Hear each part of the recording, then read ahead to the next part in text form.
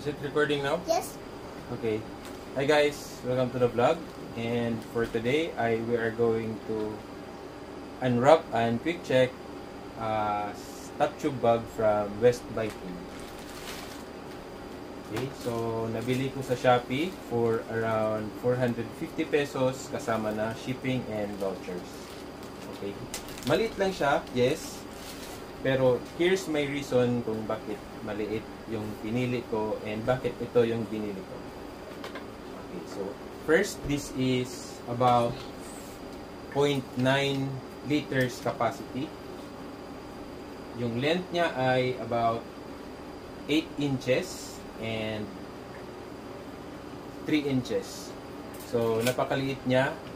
The reason kung bakit pinili ko kasi very sleek siya. Clean looking yung mounting. And kasya yung mga bagay na ilalagay ko dito sa bag. Okay. So dalawa yung klase ng mounting niya, guys. First, ito yung strap na ilalagay mo underneath ng bag. And yung second ay, which is one of the reasons kung bakit, ay yung mounting niya ay yung bolt. So, imagine, nakaganyan siya, wala siyang strap. So, very neat siya tingnan.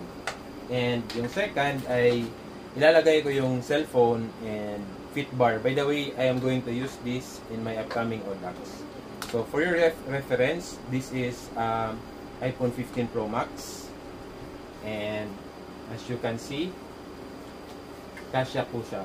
Kasi tinanong ko sa West Viking kung kasya yung cellphone, and as you can see, kasya po. And ilalagay ko dito yung fit bar, dalawang fit bar kasya. Anyway, yun lang. I will mount this later. Yun lang. Thank you. Ride safe. Okay, post ko dyan.